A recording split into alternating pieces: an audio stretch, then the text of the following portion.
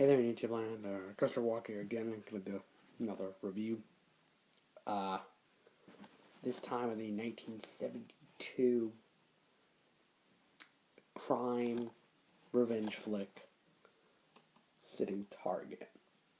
No cage can hold his lust for revenge.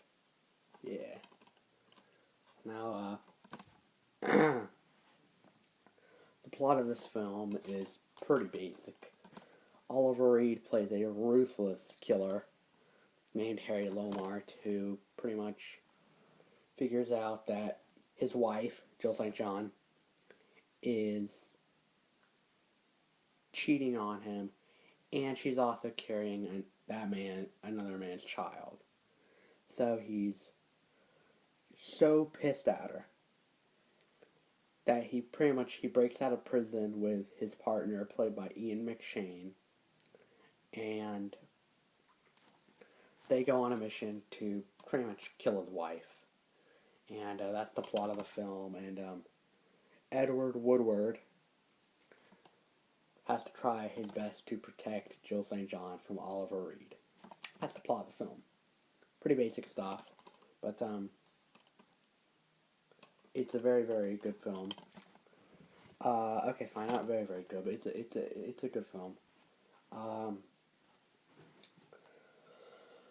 Now, it is a bit slow in some places, I will say that. Like, the sequences in the prison is really, really slow. I didn't know the film was going to be, like, it spends literally, I think, the first 20 minutes of the film, 25 minutes, in the prison. So, I mean, just be prepared for that. But, what else? Like, as soon as they get out of prison, boom. It turns great. But let's say he gets a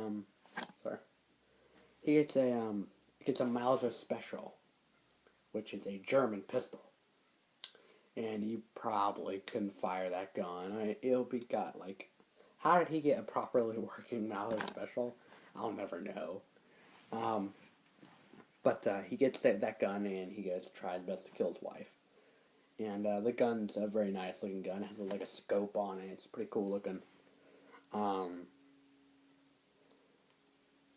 I guess I'll talk about the cast. Oliver Reed does a great job as Harry Lomart. And Ian McShane does an okay job as his partner Birdie. Jill St. John does a okay job. Edward Woodward does a good job as the police inspector, and just Ian McShane, Jill St. John, they're okay, you know. But Reed definitely carries this movie on his shoulders, and he does a really good job. Of course, Oliver Reed has been in so much stuff. He's been in the musical Oliver. He was in David Cronenberg's The Brood, among others that I can name. You got Jill St. John, who of course was in the James Bond film Diamonds Are Forever, which is a film that I love. Just out of pure nostalgia, it's one of my favorite Bond films. It was one of the first ones I ever saw, so that's the reason why I love it. Ian McShane, I heard his name. He's totally probably been in something. Wait a second.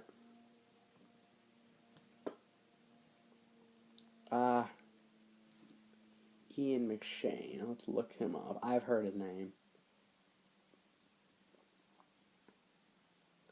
Let's see. Wow, he was in John Wick, a whole bunch of modern day stuff. Hercules with The Rock. Let's go back a little bit. He was in Deadwood, TV show. Babylon 5.